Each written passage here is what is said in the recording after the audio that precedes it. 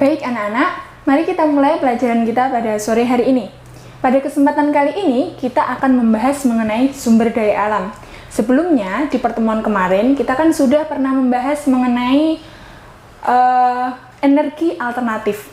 Yang dimaksudkan dengan energi alternatif itu, energi yang apabila digunakan, itu bisa menggantikan energi utama. Fungsinya di sini untuk menggantikan energi utama. Nah, mengapa energi utama itu digantikan? Karena energi tersebut termasuk energi yang apabila digunakan secara terus-menerus akan cepat habis. Oke, jadi untuk sekarang kita akan mempelajari mengenai sumber daya alam itu apa. Yang pertama, pengertian dari sumber daya alam. Nah, di sini sumber daya alam itu adalah semua kekayaan yang berupa baik itu benda mati maupun benda hidup. Oke? Yang bisa dimanfaatkan oleh manusia. Jadi segala sesuatu yang ada di muka bumi ini, baik itu benda mati maupun benda hidup, yang bisa dimanfaatkan dalam kehidupan sehari-hari itu disebut dengan sumber daya alam. Oke, nah sumber daya alam itu banyak sekali macamnya, bisa digolongkan berdasarkan jenisnya. Kalau digolongkan berdasarkan jenisnya itu, ada yang SDA nabati, dan juga ada yang SDA hewani. Oke, sebelumnya SDA ini adalah singkatan dari sumber daya alam. Biar lebih mudah kita sebutnya adalah SDA. Nah, berdasarkan jenisnya, sumber daya alam itu dibagi menjadi dua. Ada yang nabati dan ada yang hewani.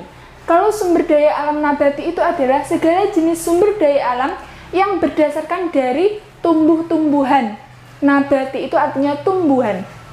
Oke, jadi semuanya jenis tumbuhan itu termasuk nabati. Nah, kalau yang SDA hewani itu adalah sumber daya alam yang berupa hewan, baik itu kambing, sapi, kemudian ayam, bebek, semuanya itu adalah termasuk kepada SDA hewani.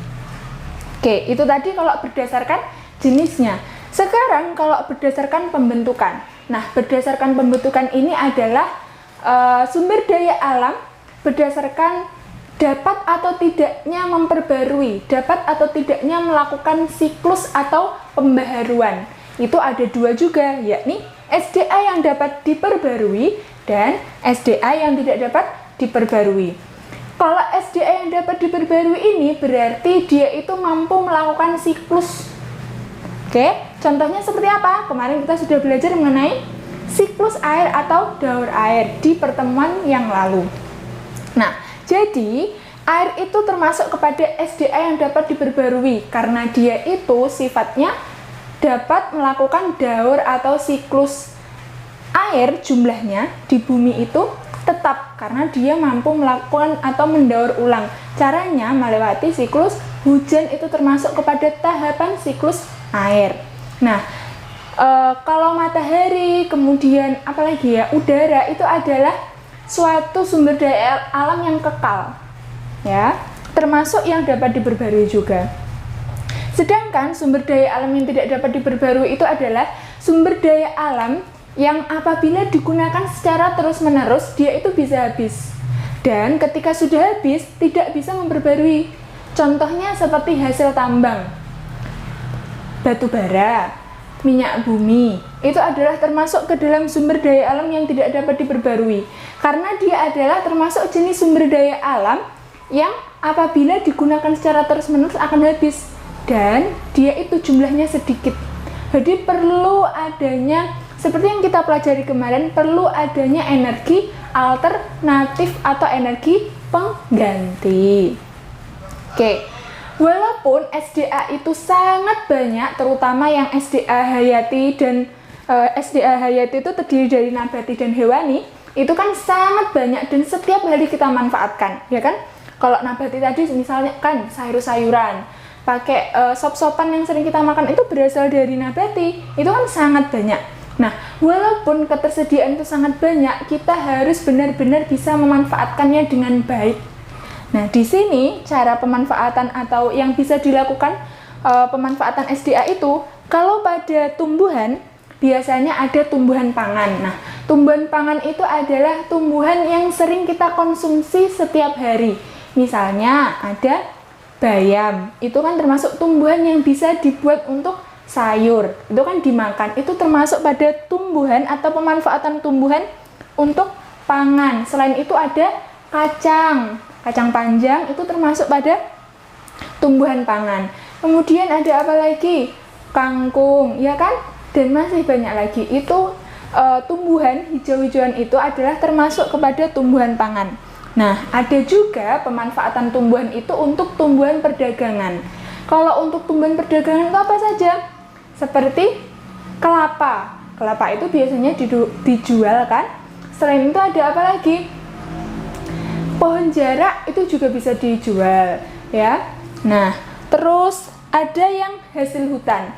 Kalau hasil hutan ini biasanya lebih banyak untuk produksi kayu. Misalnya kayu jati itu biasanya ditebang kan, kalau sudah besar itu dimanfaatkan untuk membuat kursi, kemudian untuk membuat papan, baik itu papan tulis maupun meja, itu biasanya menggunakan kayu-kayu yang berasal dari produksi hasil hutan. Untuk yang selanjutnya, sebenarnya ada pemanfaatan hewan. Pemanfaatan hewan itu begini, hewan itu kan bisa berkembang biak, ada yang bertelur, kemudian ada yang beranak, ya kan? Ada yang bertelur dan beranak. Nah, di sini ini pemanfaatan hewan itu bisa misalnya untuk dipelihara, itu juga bisa. Karena kalau kita pelihara, nanti itu kan akan menghasilkan anakan-anakan yang lebih banyak. Sehingga di sini kita membantu untuk melestarikan atau menjaga keberlangsungan hidup si hewan ini. Bisa dimanfaatkan dalam hal tersebut. Nah, di sini yang ketiga yaitu SDA air. SDA air itu sangat banyak sekali manfaatnya. Bisa digunakan misalnya di sini membantu dalam proses perikanan. Nah, kalau perikanan itu adalah termasuk memanfaatkan SDA hewan dengan pemanfaatan SDA air. Di sini biasanya kalau orang yang memiliki tambang itu ya, biasanya tambak itu kan untuk memelihara ikan, itu bisa dimanfaatkan untuk melestarikan SDA hewani. Misalnya memelihara ikan mujair, itu kan juga termasuk pemanfaatan SDA hewan. Menggunakan apa? Caranya kan harus memerlukan air. Nah, berarti air ini membantu untuk proses perkembangbiakannya atau membantu dalam memelihara ikan karena membutuhkan air.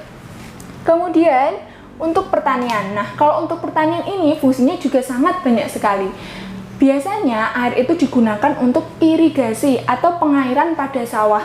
Makanya kalau tidak terjadi hujan, maka sawah-sawah itu akan kekeringan dan biasanya akan gagal panen. Jadi manfaat air untuk pertanian ini termasuk untuk mengairi sawah. Oke, atau disebut dengan irigasi.